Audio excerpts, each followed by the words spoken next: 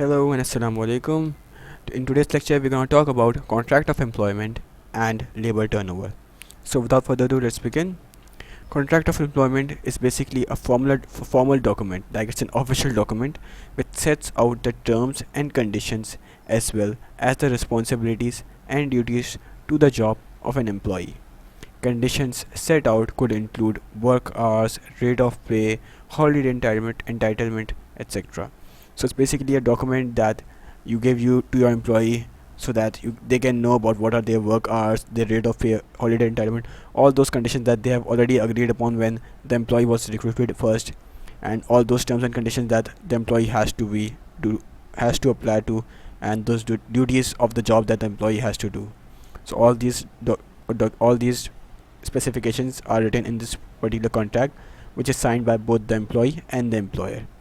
So what are the advantages of signing a contract of employment? Like, not all employers offer this contract of employment, but if you offer if you offer this contract of employment, what are the advantages that you have?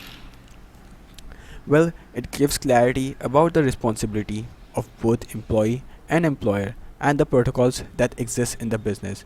So it's beneficial for both of them. They tell each of them about their responsibility, their respective responsibility, and the protocols within the business. It also gives certainty about specific conditions of service like hours of work, pay rates, holiday entitlement, redundancy conditions, disciplinary codes, etc. So you already know that, okay, all these conditions you already know about these specific conditions, what sort of work you have to do, how much you have to do, what payment you will get, what will be the conditions of redundancy. So in case there's some unfair action that has been taken, you can just go to court and with this legal document, and they can take some action. It is, as just said, that it is a framework for legal solution to any conflicting issue in the future, such as unfair dismissal. So if they dismiss you without any particular reason, then you can just present this court that, okay, I have not violated any of these particular conditions mentioned in my contract, so they can't dismiss me. Then it also gives the employees a sense of security and stability with a time frame for employment. So this contract of employment also has a particular time period that, okay, how much long will this with your job take place. Like, it would be 5 years. After 5 years you have to renew your contract of employment, or you can just leave your job, or perhaps it's 10 years, or maybe it's a full-time job. Okay, so all that time period is mentioned in this job as well, in this contract of employment as well. So it gives employees a sense of security and stability. So, like, okay, at least for 5 years I know I will stay in this business, I have a secure income. So this actually fulfills your security needs as identified by Maslow. Now, finally, moving on to a main topic in today's lecture: labor turnover. Labor turnover basically it can be defined as the rate at which employees leave an organization over a given period of time. So how much do the rate at which your employees leave your organization? So the formula for calculating labor turnover is basically number of employees leaving in 1 year divided by average number of employees that the business have times 100. This is the basic formula for calculating labor turnover. Now remember, in the functions of HRM, we discussed that one of the most important function of HRM is to handle this labor turnover, to prevent labor turnover, or to reduce the labor turnover as much as possible, because there are lots of the consequences of labor turnover are very bad. And what before moving on to the consequences of labor turnover, like what harmful effects does this have on the business, we first have to see what are the causes of labor turnover. Why does labor turnover happen? Why does it increase in first place? So here are some causes with some explanations in bracket. Like, you can say these are some analysis point that you can give for long answers. So causes of labor turnover, basically, let's start. First is basically your recruitment and selection methods may be deficient, so poor staff is recruited. Maybe a mismatch of skills and competencies with jobs. So if your recruitment and selection system was not even good, then of course the employees were not too good for the business, and sooner or later they had to leave the business. They were not suitable for the job, and they got tired of the job, and they wanted to do some other job maybe, so they just leave the business. So you have to look after that. Okay, your recruitment and selection method should be suitable, should be effective, so that you don't employ some such employees who are not better for the organization. Then you need poor management and leadership, leading to low morale and motivation. So if maybe it could be possible that you are using autocratic leadership style where employees are just given work, not ask feedback, not delegated any authorities, etc. So it demotivates the employees. They don't feel like humans, they just feel like machines. They are just giving work, not ask feedback, not given any authority or anything. Their self-actualization needs, esteem needs are not being fulfilled. Their social needs are also not being fulfilled. So they just leave the business to go do some other business perhaps. So your management and leadership should be good, and you should motivate your employees perfectly. They should have a high morale. Poor training and development opportunities. So they might want to, your esteem and self-actualization needs identified by Maslow are not fulfilled.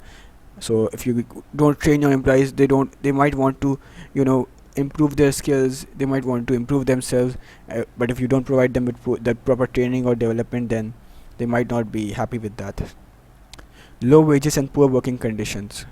So Herzberg's hygiene factor, working conditions and wages are Herzberg's hygiene factors. Like absence of these leads to demotivation, so employees leave the job. They don't have proper wages, they don't have a proper working condition, so that demotivates them, and ultimately they leave the job. Perhaps they may even have more attractive jobs elsewhere. So employees may find jobs that with higher wages, better working conditions, more suitable working environment, better leadership and management, opportunity to fulfill self-actualization needs. So all these reasons that due to which the employees leave the business in the first place. It could be that they might find a better job which offers better facilities. The business that you don't have offered, other competitors might be offering that, so they just switch to that.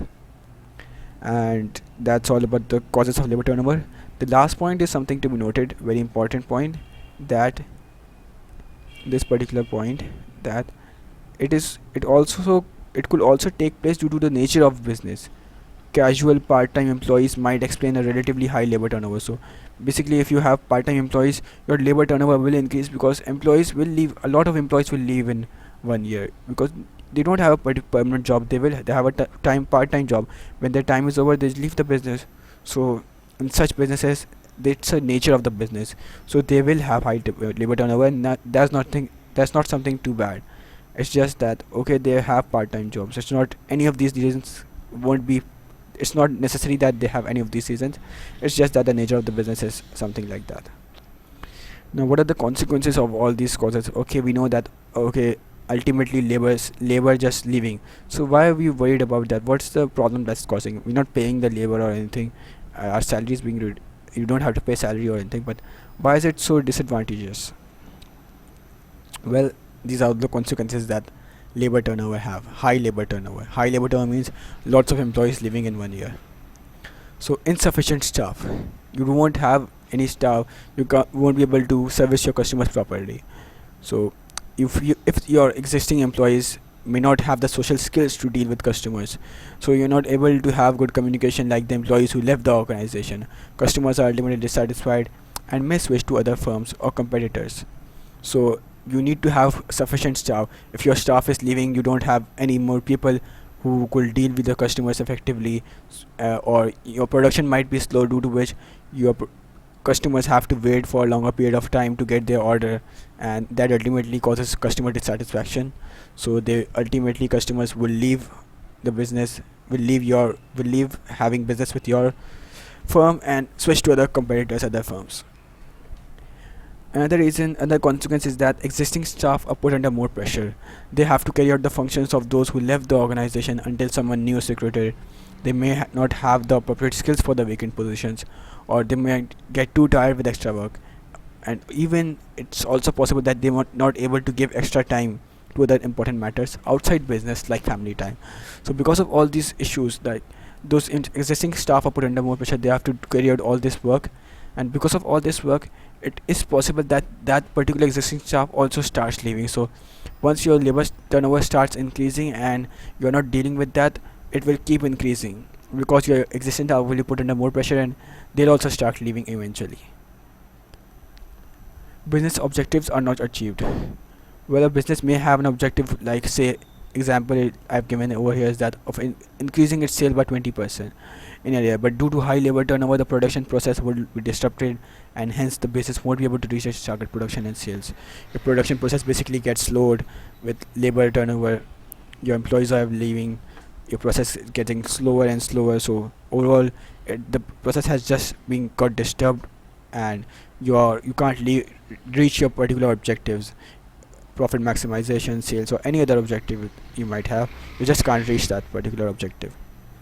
Business reputation can also be damaged. It may also discourage potential investors from investing in the business. So, because of all this, that your customers' dissatisfaction occurs, your staff is put under more pressure. You're not achieving your objectives that you set up. Overall, it's damaging your reputation. And if your reputation is damaged, the potential investors won't be too enthusiastic to invest in your business. They will be instead discouraged to invest in your business. Furthermore, it will cause extra expenses on training of those particular employees, or recruitment and selection of new staff.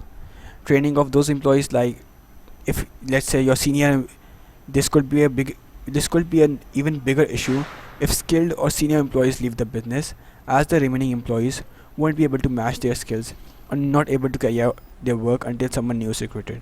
So if your senior management, let's say, has left the organization, they are some of those who contribute to the labor turnover, then you might have to train your existing staff to reach that skills, and it's not too easy. You will have some extra expenses of training, and if you can't train, you have to recruit some new employees, or recruitment and selection in itself is a very expensive process. Staff may be difficult to replace. As we said, that it's not easy to replace staff. Some staff may have been in part of business for a long period of time, and they might have a very trustworthy role, or their skills are just too much ahead of that. You can't just reach that particular skill gaps develop, and other employees might be asking for a higher salary than that particular person, or very higher salary. You just can't reach that level, so it's very difficult to replace. There will be some compromises like higher salaries, or you have to agree to some of the conditions to hire some excellent staff. However, once again, we have reached that point that it's not a negative issue with all businesses. Why? We just said that in some certain sectors, those which hire part-time workers, like food restaurants, we just said about part-time workers, it's the nature of the business. In such businesses where its nature only says that they have part-time workers, so you can't just do anything about that. It's not something of bad issue.